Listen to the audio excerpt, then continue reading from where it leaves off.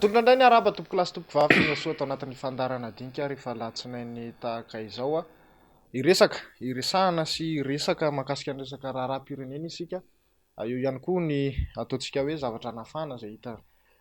tao Antsirabe, ny tranga tao Antsirabe ny asabotsy lasa teo. Iresaka ihany koa mahakasika ny kongresy paritra izay tanterahan'ny atokotiko Madagasikara nandritra ny fotoana maromaro izay noho izany indrindra dia nanasan'ny mpandrindra nasionaly atokotiko Madagasikara isika amin'ny ity hariva ity. Andriamatoa Jean-Claude Rakotomirina makasitraka anao tompoko nanaiky ny vahiny tao anatin'ny fandarana. Faly miarahaba anao ary faly miarahaba koa ny mpanaraka tsy tapaka ny fandarana dinika. Nandritra an'izay fotoana elaela tsy nionana izay ary mbola tsy tara angamba ny androany raha mbola mamerina ny fiarabanany ray rehetrarehetra na hatratra ny fetin'ny ray omaly ka navita soa amin'izay fety teo anivon'ny fianakaviany izay.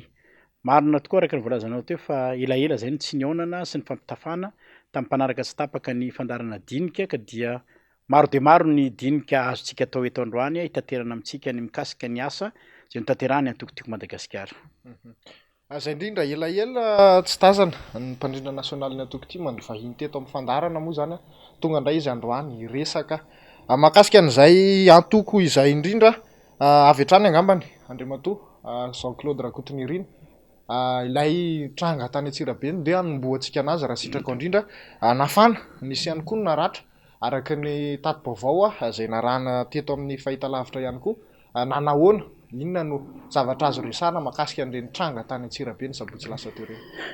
Eny iarahantsika nahita tokoa ny zavatra ny tranga sy ny arahana ny aina ho an'ny vahoaka ny Antsirabe sy ny vakinakatra iray manontolo moa dia ny aina ny araka taminay tokoa ny zavatra ny tranga tamin'ny sabotsy lasa teo. Nandritra ny fanatanterahana ny kongresy paritra ny vakinakaratra izay mbola toy an'ireo fitetezam-paritra nataonay satria natokany atokotiko Madagasikara tokoa nanatanterahana n'izany kongresy paritra manerana ny nosy zany ity taona 2024 ity ary ny fanatanterahana an'izany dia tanterahana tanteraka tao anatin'ny sehatra ara-dalàna satria ny lalàna mihitsy ny mametra ny fahazahoany antoko politika izay mijoro ara-dalàna manatanteraka an'izay kongresy paritra zay ary atsoatso moa dia ho faranana amin'ny alalan'ny kongresy nasionaly zany. Raha ny zavanitranga tao Antsirabe farany teo dia angamba ny ataoko fa efa niainana foana aloha hatramin'izay fa ny tamin'ny asabotsy teo kosa dia efa tonga amin'ilay fitenenana hoe efa tena sangy mihoatra ny loha satria dia efa nanana endrika famoretana sy famonoana mihitsy raha ny marimarina koa satria dia niainana tokoa ilay izy tamin'ny alalan'ireny fandefasana an'ireny bomba nandatsa-dranomaso ary mahery vaika dia mahery vaika tokoa na ireny fampidinana miaramila amina camion izay avy aty Antananarivo mihitsy moa nampidinana manokana tany vakinakaratra tao Antsirabe no entina namoretana ny famoezana ny fanoan-kevitra tokony nataony atokotiko Madagasikara izany. Niainan'izany loatra ny tenako satria anisan'ny tonga mialoha tany an-toerana niara-ny karakara tamin'ireo tompon'andraikitra teo an-toerana mba hatomomba amin'ny antsakany sy andavany izany kongresy paritra izany satria araka ny voalazako teo ny atokotiko Madagasikara dia manara-dalàna ary manaraka hatrany an'ireo fepetra izay apetraky ny fitondram-panjakana amin'izany endrika hoe famorim-bahoaka izany. Napetraka ireo fepetra isan-karazany amin'ny hoe tsy maintsy hanaovana fangatahana ary ny tanterahanay ombieny izany hoe fangatahan-dalana na ohatra moa ny amin'ny toerana privé ny anaovana azy dia angatahanay mihitsy raha ny fahazahoan-dalana avy any amin'ireny tompo-toerana ireny. Kanefa moa dia amin'ny endrika maro samihafa no entin'ireo mpitondra fanjakana ny an-toerana moa dia amin'ny alalan'ny distrika raha ohatra eo anivon'ny distrika, ny eo amin'ny préfecture raha ohatra ka eo amin'ny chef lieu de région no anatanterahana izany hetsika izany. Ary dia tena hita tokoa fa dia efa mivoana tanteraka ao anatin'ilay fanatanterahana ny lalàna ny fanapa-kevitra raisin'ireny tompon'andraikitra ireny satria araka ny voalazako anareo teo dia arahanay amin'ny antsakany sy andavany ny fepetra rehetrarehetra takiany lalàna amin'izany fahazahoan-dalana mamory vahoaka na indrindrandrindra raha teo koa moa ny anay dia hoe fanaovana kongresy paritra ny antoko izay voafaritra amin'ny andininy fa 2020 ao anatin'ny loi sur les partis politiques izany hoe halalana omeny lalàna anay ilay izy. Kanefa ny zavatra nisy araka ny voalazako teo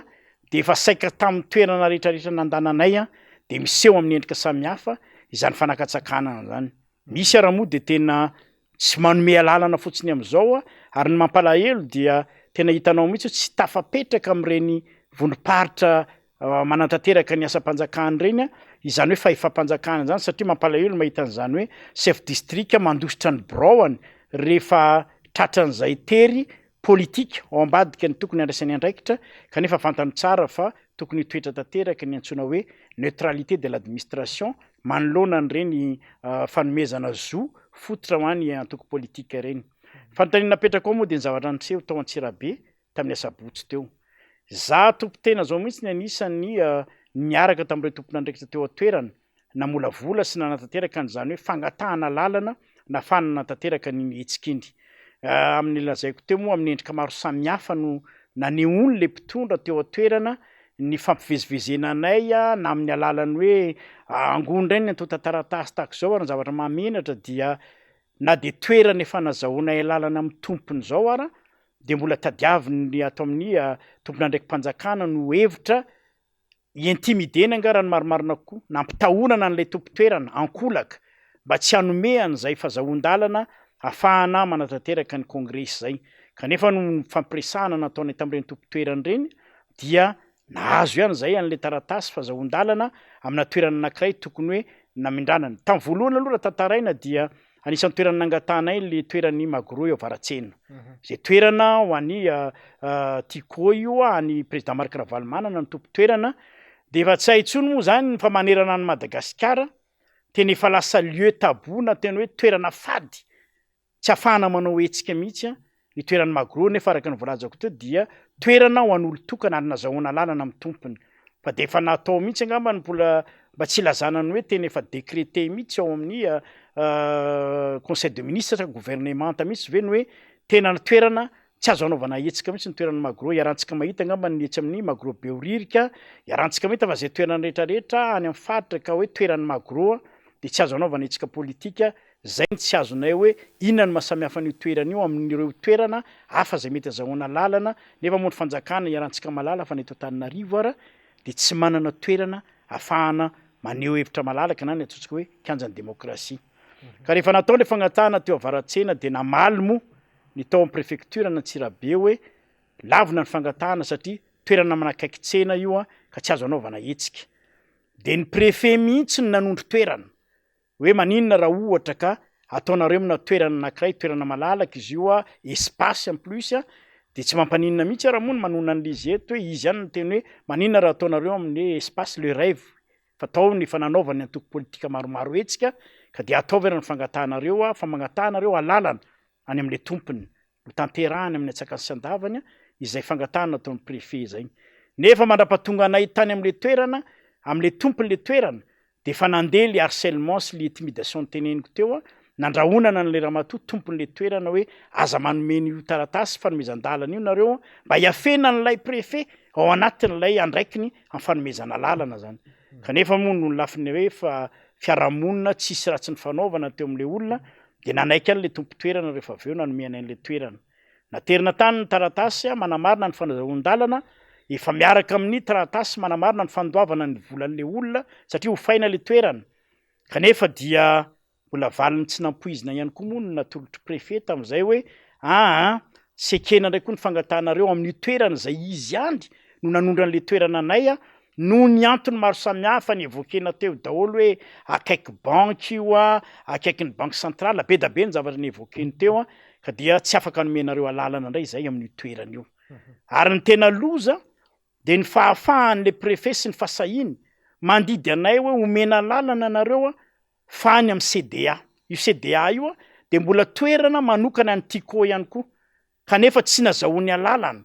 avy tamin'ny tompony zany hoe tsisy mihitsy fanomezan-dalana avy taty amin'ny Tiko nanomen'le toerana fa tonga de le préfet tonga de ny saisir d'office hoe ato ny toerana tianay amentrahana anareo. Rehefa nantsona moa zany zay mikasika an'le taratasy de nametraka zahay hoe efa filambanina ty zavatra ataonareo ty satria ny toerana zay natondronao ihany andriamatoa préfet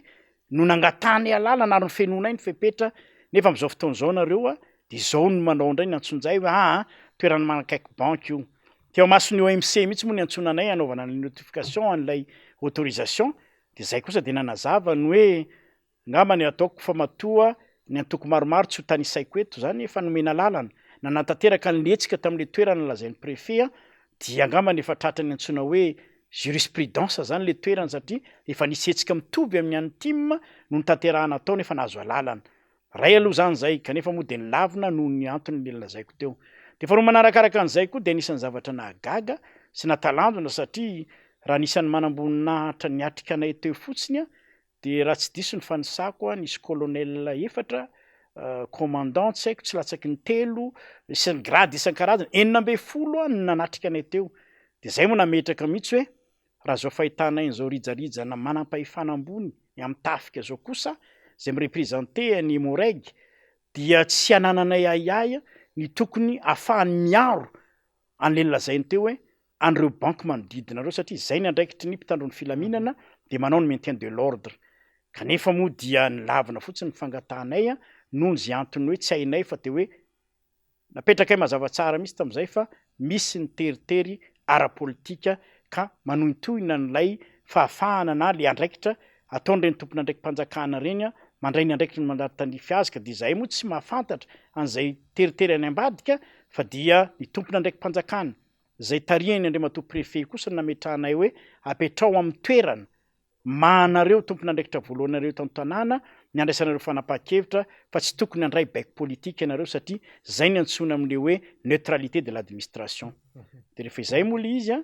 de nisy an'ireny hoe rehefa izay ihany moa zany nyfandirary reto a de nitazomina moa zany hoe aloha fa tsy maintsy andeha hanatanteraka n'lay hetsika am'le toerana zay safidina izany ara de mbola fitetezana tsena fotsiny ara ny nataon'ny président ohatran'ireny fanaon'ireny ary zany zavatra zany de fa iainana indavanandro zay sakatsakana na iny andalana na am'izay hoe fitetezana tsena hoe mba hiatsena zay nga manataoko hoe zony olo-pirenena rehetrarehetra ny afaka mivezivezy am'izay toerana rehetrarehetra azony andanana indrindra raha teo moa ny filomarika Ravalomanana dia olona manana ny sata manokana amin'ny maha filoha teo aloha azy kanefa de tsapa tanteraka zay fanontohinana am'izay fototra maha olom-pirenena azy zay de ireny moa ny zavatra nisy a de niatra ireny erim-pamoretana ary tena vararaka moa zany ny bombe lacrymogène ary nita raha nisy naratra mihitsy tao fa za mino fa nisy mihitsy moa ny nanamarika hoe nisy nitifitra mihitsy tao na tsy haino zany na inona le nitifirana tao na bala blanc na reny le bola sy ny tany fa tena voaporofo tamin'ny alalan'ny sary fa misy ny naratra ary tena nikarakaraina moa reny olona reny naterina tany amin'ny hôpitaly mba nahazo ny fitsaboana ny zavatra tena mandrana azy fotsiny dia voatohitohina ny demokrasia eto Madagasikara sy ny fanehoan-kevitra malalaka satria araka ny voalazako teo dia ao anatin'ny sehatra ara-dalàna tanteraka no anatanteranay an'ireny hetsika rehetrarehetra nataonay ireny fa ohatra akaiky fotsiny moa le tao Antsirabe tamin'ny asabotsy farany teo. Inona no mety azo andikanana izay andriamatoa mpandrindra nasionaly natokotiko Madagasikara satria ataontsika hoe akaiky ny fifidianana isika zao a mafimafy le fifanenjanana ara-politika sy ny tontolo politika am'izao fotoana izao eto Madagasikara. Inona no mety azontsika andikanana izay resaka teritery indrindra moa zany ny atokotiko Madagasikara ny tena hiarana izay am'izao fotoana izao. Mba niezaka ihany izahay tsy de andisy loatra ny saina maneritreritra ao anatin'ny fandinihana ny toe-java-misy fa araka ny teny vahiny manao hoe à force de se répéter satria tsy indray mandeha le izy fa ohatra voakaiky moa reny le lazaiko anao teo ny tao Antsirabe fa am'izay toerana rehetrarehetra nandananay hitantsika tamin'ny fampalam-baovao ngamba ny zavatra nitranga tao Majunga ngamba tapabolana talohan'iny ny herinandro na 3 andro talohan'ny teo Antsirabe de reny le fanakatsakanana be tao an-tanànany Mananjary izany hoe izay toerana tsy ho voatanisa antsony angambany fa rehefa nandinika tanteraka an'le tena zava-misy zay dia tsy ampiambambana ny tenenanay n'le izy hoe tahotra ara-politika tahotra tsotro zao fotsiny satria ezahana mihitsy no aneriterena n'lay fahafahana ny tokotiko Madagasikara mamory ny mpikambana satria araka ny volazako ary napetraka ao tsara mihitsy fa hoe ity taona 324 ity de manana ny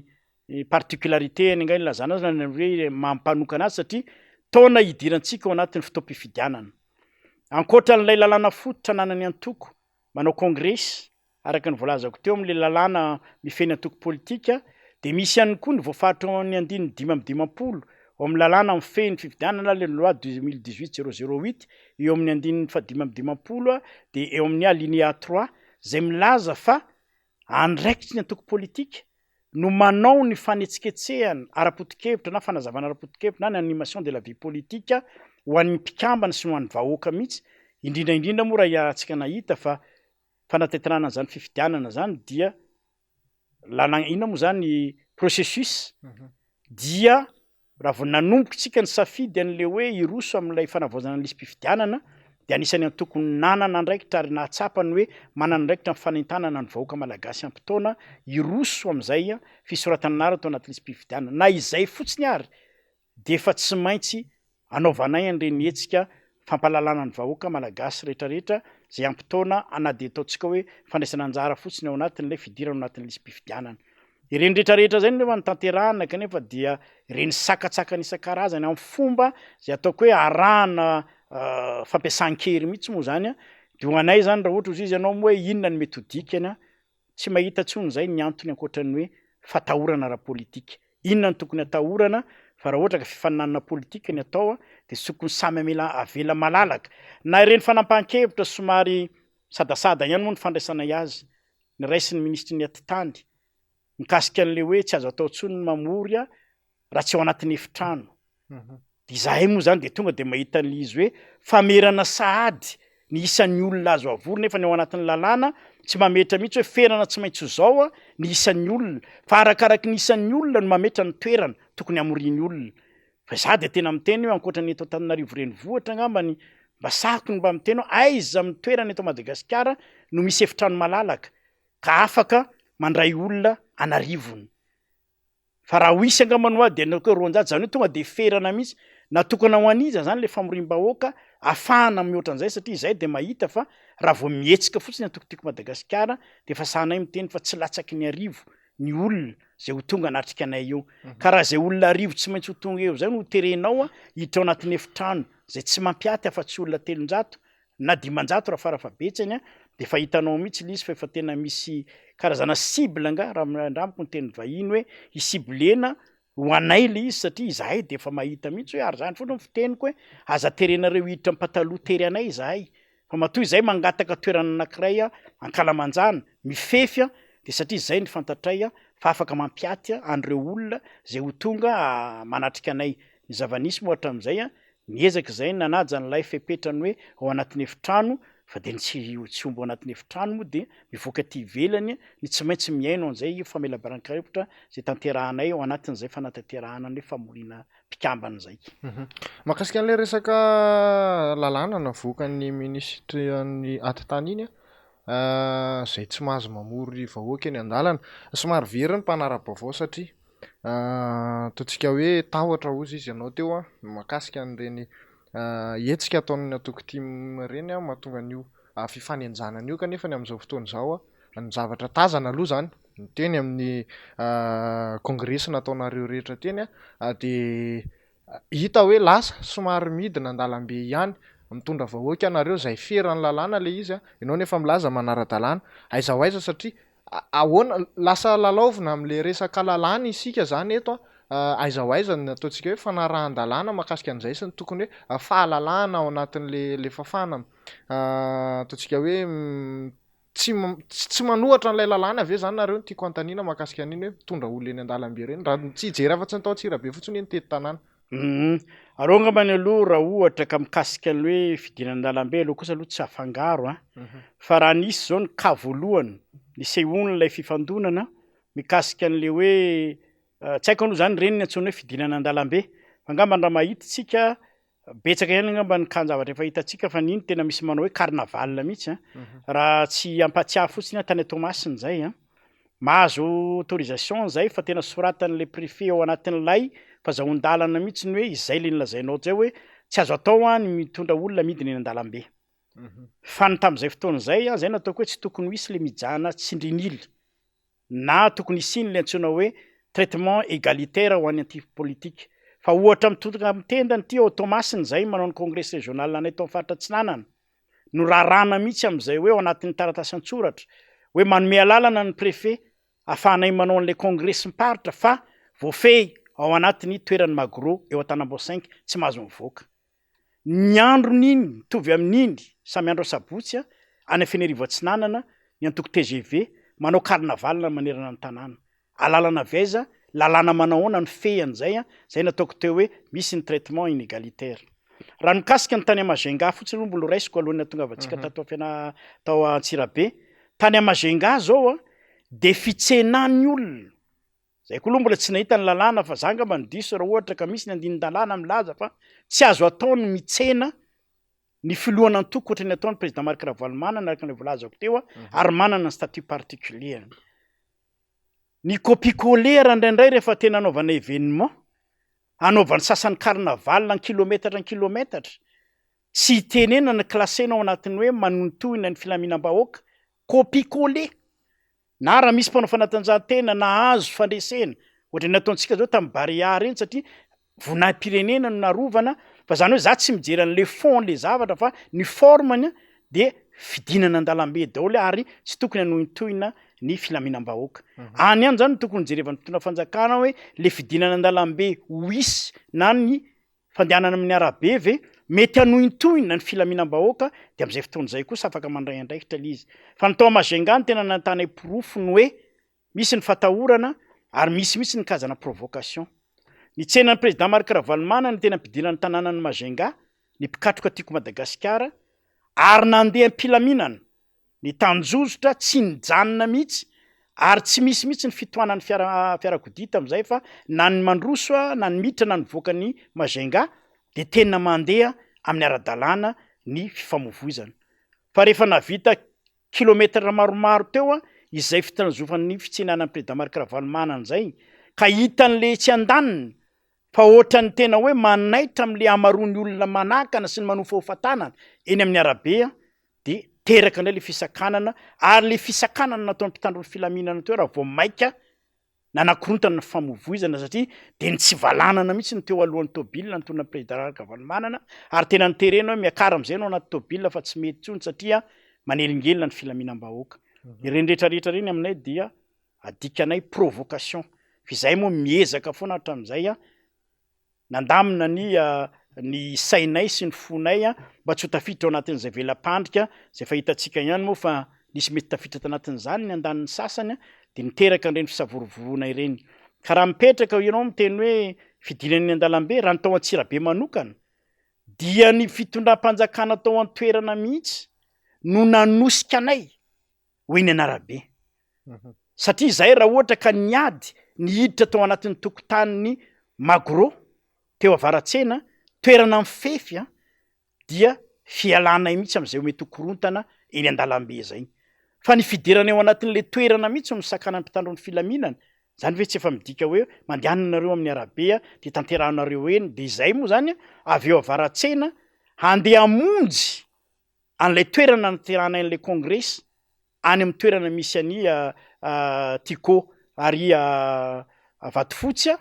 zay ny lalana andananay satria tsy manana lalan-kafa tsony zay ny andehanana fa tsy maintsy amin'ny arabe. De zay kosa angamba ny ataoko hoe aoka tsy atao dikavilana le izy hoe nanao fidinana an-dalambe izay fa noho ny herim-pamoretana nataony mpitandron'ny filaminana sy nafana niditra atao amin'ny toerana tokony anatanterahana an'ilay hetsika no natonga anay tsy maintsy nitao aminay ny olonay hoe ndao ara fary amin'ny toerana zao indray nanaovantsika azy de zay natonga ny filarana ary am-pilaminana fa tsisy fanakorontanana mihitsy ny famoivoizana ny zavatra nisy tao Antsirabe na de maro tokoa ara ny olona ndrohatra nanaraka foana ny président Marc Ravalomanana.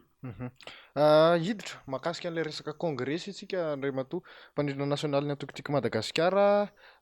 firy moa zany zay zany ny fitambaran'ny congrès inona ny tena antony nanatanterahana an'ilay izy? Araka ny voalazako teo de ny lalàna no mametra ny tsy maintsy anaovany antoko politika ny congrès miparitra ary ny tanjona ny congrès miparitra dia fakana hevitra avy any amin'ny fotony am'ireo mpikambana amin'ny toerana rehetrarehetra misy azy. Fiainony Andriamatoa président Marc Ravalomanana ny teny sy ny etaeta ary ny olana any misy any amin'ireny faritra tsirairay avy reny. Hatramin'izao dia 20 ny isan'ny faritra vitanay ny tetezina amin'ny faritra 13 ary ho tanterahana tsy hoe araka ny voalazako teo eto Antananarivo amin'ny voalohan'ny volana Jolay ny congrès national ka tafiditra ao anatin'io zany ny congrès miparitra ny Analamanga satria izy ny eto atoerana de feno 20 zany ny congrès miparitra miaraka amin'ny congrès national amin'ny voalohan'ny volana Jolay io.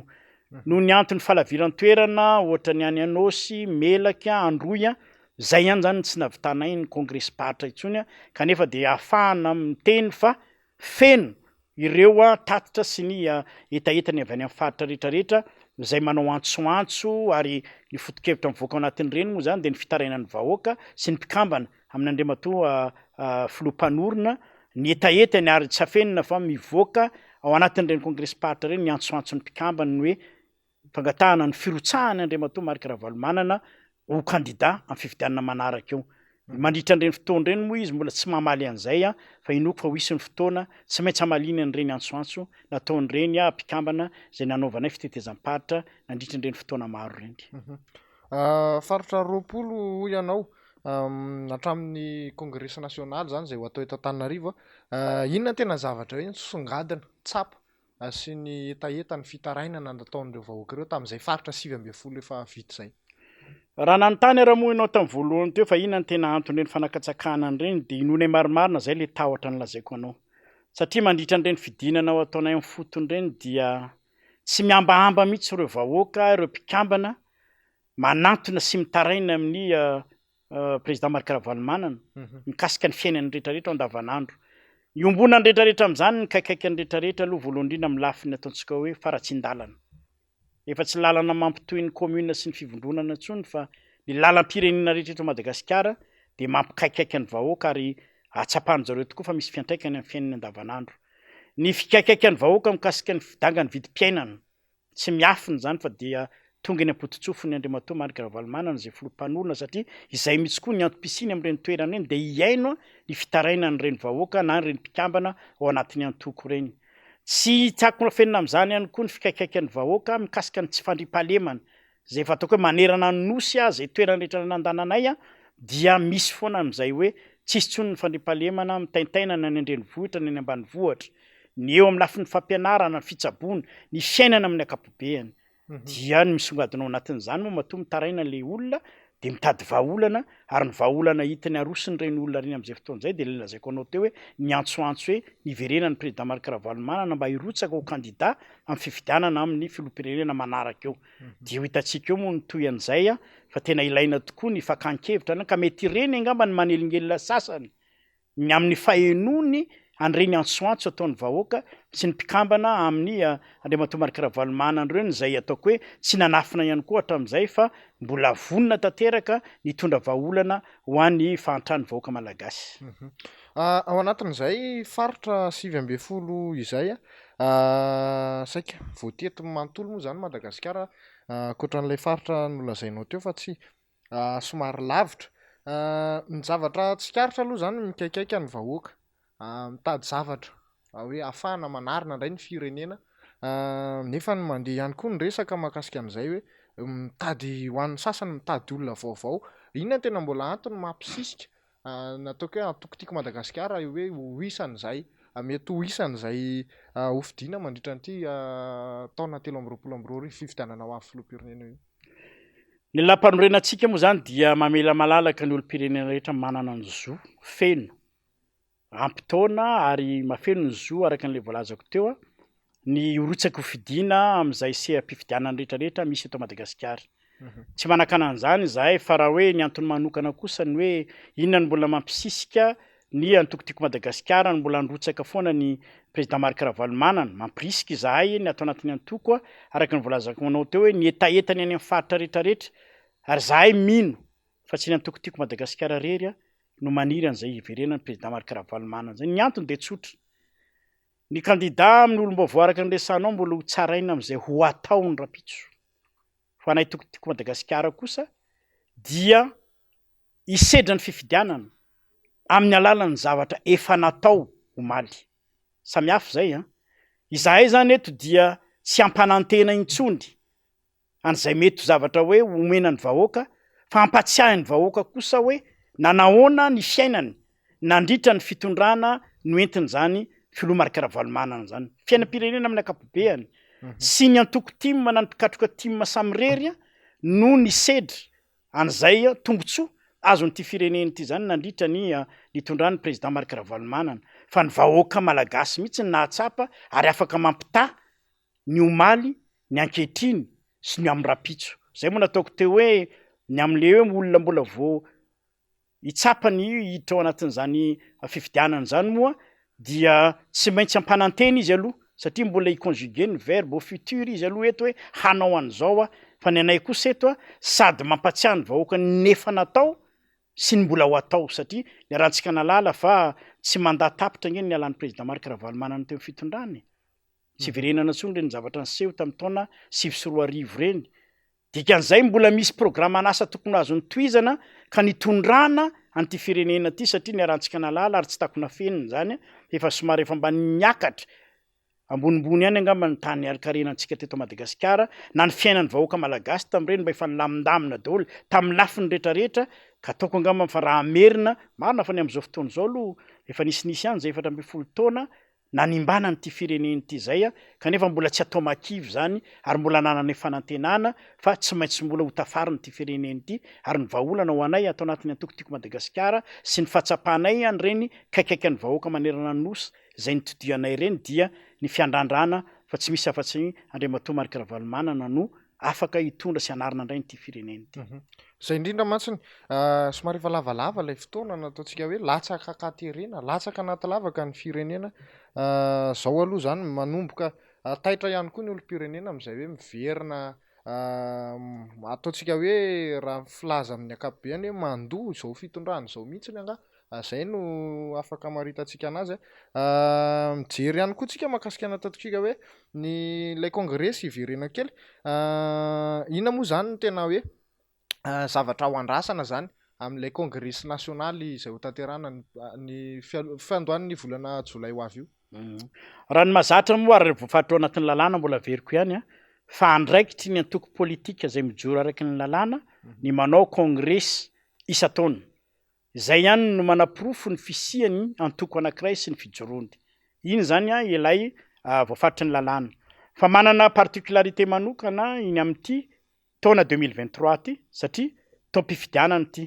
amin'ny kongresy nasionaly io ihany koa zany no andraisan'ny antoko fanapahan-kevitra manoloana ny fifidianana filoham-pirenena zay ho avy manaraka eo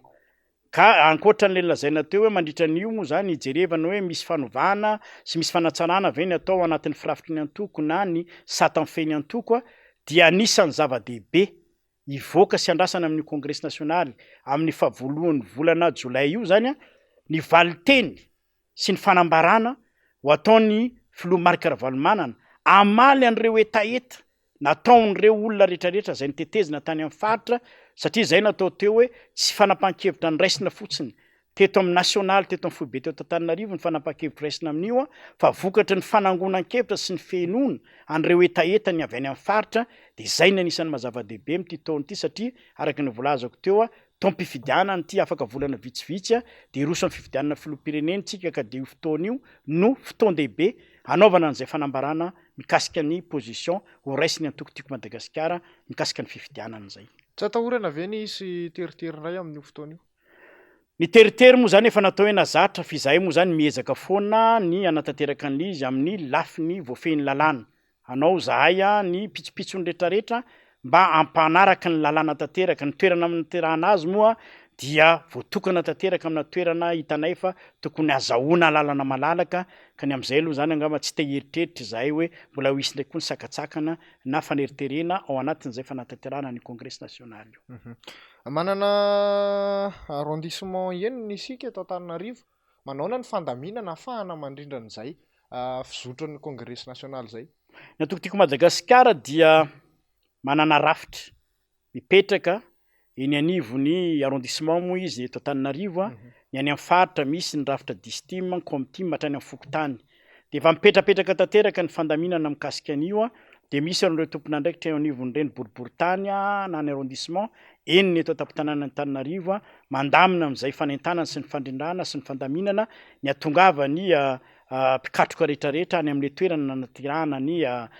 kongresy dia io ihany koa moa zany ny avy any amin'ny faritany dia mitovy amin'izay ihany koa fa le tompon'andraikitra isapahatra sy isaky ny fivondronana no mandrindra sy mandamina an'izay satria ho isy ireo solo tena avy any amin'ny faritra fa tsy eto Antananarivo rery fa tena manerana ny nosy io ary ho betsaka de mpikambana ho tonga eto Antananarivo anatanteraka an'izay kongresy nasionaly zay de lazaiko teo hoe fa mipetrapetraka ny fandaminana satria misy ireo tompon'andraikitra efa voasokajy sy voatendry anatanteraka an'izay fandaminana na eo anivon'ny arrondissement na eo anivon'ny district manodidina dia milamina ny mikasika an'izay. Raha sitraka ao iova resaka kely isika fa angatahako ahafahantsika ahafahan'ny mpiaino moa zany mazava indrindrany manaraka an'izay kongresy nasionaly zay raha sitraka ao de mba fitinina kely amina teny fohy angamba ny mahakasika an'le izy eo ihany koa ny fiantsonan'ireo mpikatroka raha misy tokony ho tsara ho lazaina. Ie, ho famitinana an'izay kongresy nasionaly zay moa zany dia ho tanterahana voalohany volana Jolay taona 2024 na ny toerana raha moa inona ny fianajany de ho kasaina ho tanterahana eo Tanjombato eo Magro Tanjombato zay fa misy toerana nomanina anatanterahana an'izany ny kongresy nasionaly. Fa misy ihany koa nefa mialohan'izay ny dinika arahinasa satria misy ihany koa ny anararaotana ny fahatongavan'ireo mpikatroka avy any amin'ny faritra sy ny avy any amin'ny faritany nanomezana azy ireo toromarika sy fampiofanana dia manomboka ny 17 ny volana Jona de efa misy ny famondronana an'ireo mpikatroka tiako Madagasikara zay zarazara isan-tsampana io. Misy ny sampana manokana mikasika ny vehivavy, misy ny sampana manokana mikasika ny tanora, de misy ihany koa ny sampana manokana mikasika an'ireo olom-boafidy any amin'ny fotony na ny maire na ny conseillers communaux sy ny municipaux zay omena fiofanana sy toromarika manokana. Io de tanterahana eny an-toerana ihany koa ny 17 ny volana Jona ary ny faray ny voalohan'ny volana Jolay no manomboka ary io ny tanterahana an'ilay kongresy nasionaly zay antsona an'ireo mpikatroka rehetrarehetra manerana ny nosy. Amin'ny mazava-dehibe azy ihany koa moa satria tsy miolon'olona ireny ny antokotiko Madagasikara dia ho hisy fanasana ho atao amin'ireo antoko sy ny fikambanana ary mivondrona antoko maromaro zay miray foto-kevitra sy ny mitovy firenkevitra amin'ny antokotiko Madagasikara mba tonga hifanotrona amin'izany kongresy nasionaly zany ka de efa manentana sy manasa antsika sahady toko. Iova kely resaka isika andriamatoa mpandrindra nasionaly na tokotiko Madagasikara Jean-Claude Rakotonirina mahakasika ny fifidianana ihany fa somary manitikitika ny sain'ny vahoaka ihany tsara raha hitonana fanazavana ny mahakasika ny teo aloha ianareo resaka mahakasika ny fikitihana ny lalam-pifidianana amin'izao indray ianareo ataontsika hoe mizizotra makany amin'ny resaka fifidianana fa ilalao amin'ilay le tokotany maloto ve zany isika raha zay ny fomba filazana azy mahazatra sa hoe inona le zavatra mahatonga anareo misisika makany amin'ny hoe fifidianana tsy maintsy atao. Voalohany indrindra aloha zany ny firosoana na fisisihana makany amin'ny fifidianana araka le volazanao teo tsy antokotiko Madagasikara no mametra ny fotoam-pifidianana fa ny lalam-panorenana no mametra fa 5 taona ihany ny fepitaona iasan'ny filoha anankiray voafidy. Zany hoe raha voafidy tamin'ny taona 2024 ny filoham-pirenena amin'izao fotoana izao de tapitra amin'ity taona 2023 ty ny mandahany. Zany hoe ny lalam-panorenana no mametra ny fotoana tsy maintsy anatanterahana ny fifidianana de manaja an'izany zay ao anatin'ny antokotiko Madagasikara. Ilomanina ilalao anatin'ilay inona moa zany système électoral zay hita fa maloto ve araka ny teneninao teo izany no nahatonga anay mbola tany am-piandohan'ity taona ity tadidiko tsara raha sy tamin'ny taon-dasa mihitsy ary zay no nanaovan'ny président Marc Ravalomanana antso tany Toamasina nandritra ny fitsidiam-paritra nataonay tany ny hoe tokony ho hisy ny fikonan-doam-pirenena andinihana manokana ny mikasika ny système électoral mba hialana araka n'le volazanao teo hoe ny mety tsy fahatomombanana sy ny tsy fetezany lalàna na izay kipitsopitsony rehetrrehetra manodidina zay fifidianana zay.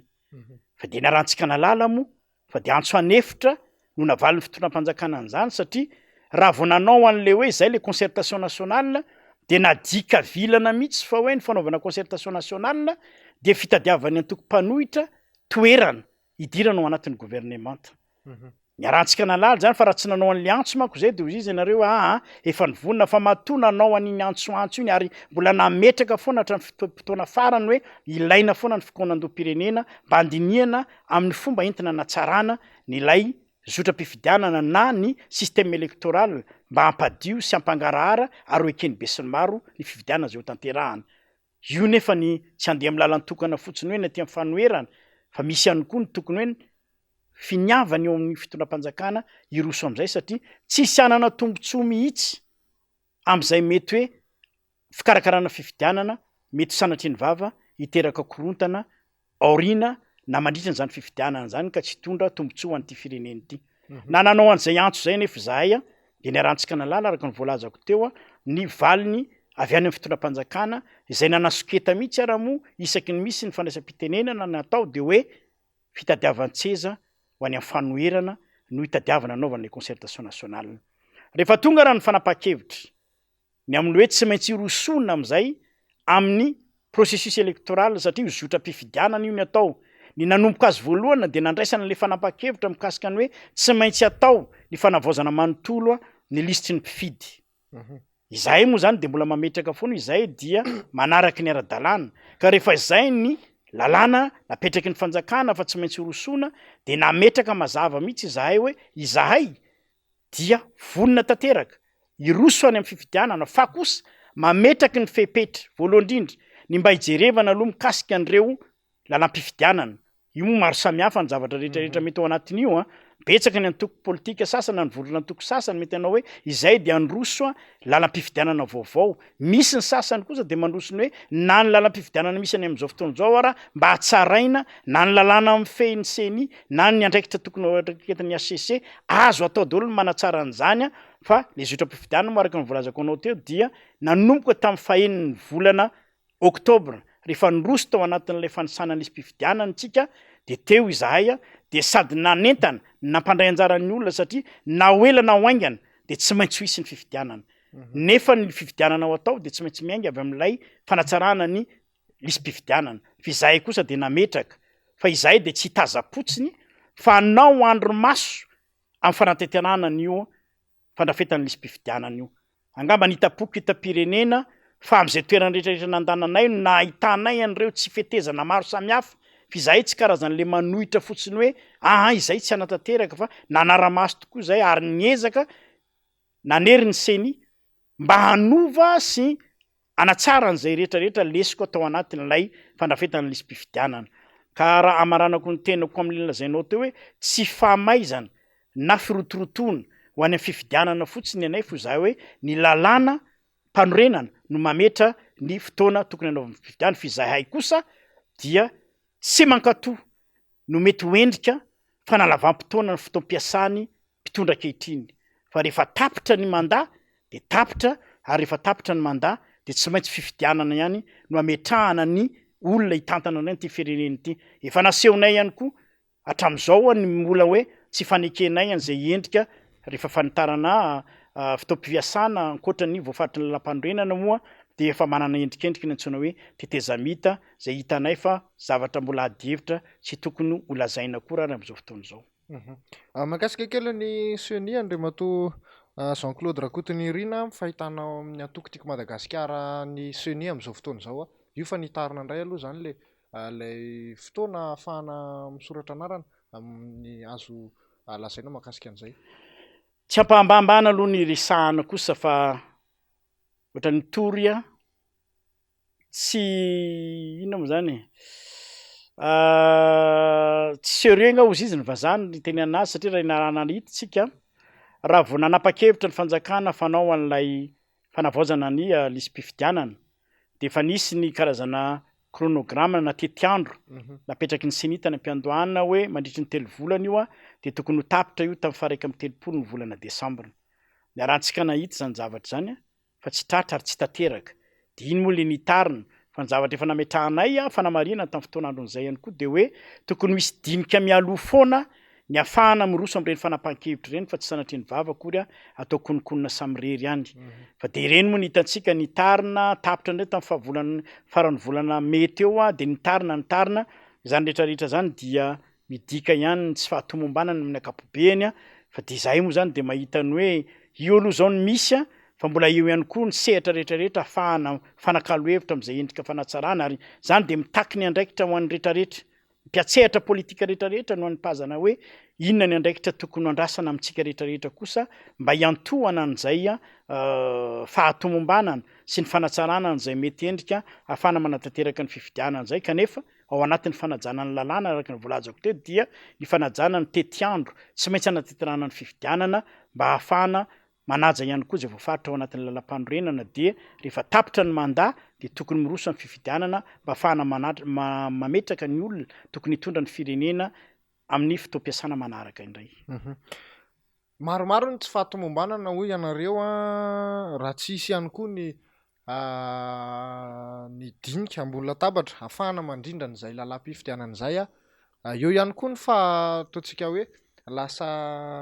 mitoetra lasa lalipaky eto Madagasikara ilay fomba fanao amin'ny resaka fizarana vola rehefa mandritra ny propagandy anerahana hita daholo zany zavatra rehetra zany ary zava-misy tsy atahorana ve ny mety hofitrangany zavatra tahaka ny tamin'ny 2012 indray amin'ity fifidianana ity indrindra zany eo amin'ny lafiny ataontsika hoe valin'ny fifidianana mihitsy. Io moa zany dia voatsinjara araky ny lalàna aloha zany ny andraikitra isahan'ny sokajiny rehetrarehetra ao anatin'io système électoral io. Ny amin'izao fotoana izao aloha zany dia mbola tompona andraikitra mahefa ao anatin'ny fandrafetan'ny listim-pifidianana ny CENI. Mandrapivoaka n'ilay famaranana ny fomba ofisialy moa iny efa tapitra tamin'ny faran'ny volana Jona teo kanefa mbola misy an'ilay fanitarana araka ny volazanao teo. Izany hoe fivoahan'ilay liste électorale définitive zany zao no andrasana aloha zay ataoko hoe anjara andraikitra tanteraky ny CENI amin'ny ahafahana manatanteraka an'izay fifidianana zay. Ao ihany koa ny ataontsika hoe na mialona mandritra satria ny amin'izao fotoana izao hoe ary mbola mampitebiteby ny rehetrarehetra ny amin'izao dia ny hoe tsy voahan'ilay daty mpifidianana mazava araka ny voalaza moa hoe proposition nataon'ny CENI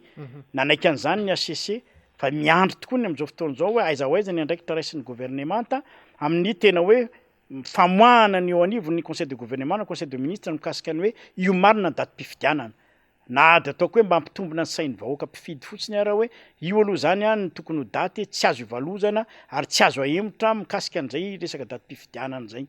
Ao anatin'io moa zany rehefa andeha am'izay ny fananteterahana n'ilay fifidianana araka ny volazanao teo mbola adihevitra ihany koa hoe manahoana ny lalàna amin'ny feny antsoina hoe pré-campagne mba hialana amin'ny sakatsakana araka ny volaza teo satria tsy voafaritry ny lalàna mazava ny hoe inona marina antsoina hoe pré-campagne ka ahafahany antoko politika tsirairay avy manazava ny heviny satria ialantsika malala fa ny lalàna misy amin'izao fotoana izao anatin'ny raha tsy laza fotsiny ny hoe lalàna amin'ny feny andiny mikasika ny fampielezan-kevitra dia betsaka ny sosikevitra miainga avy ao hoe fohy loatra ilay fampielezan-kevitra mandritry ny ray volana fotsiny ka mety hitarika any amin'ilay lazainao zao hoe tsy fampielezan-kevitra tsony ny mandeha fa ararotin'ny sasany amina fampielezam-bola satria vidina amin'ny alalan'ny vola ny safidin'ny vahoaka malagasy.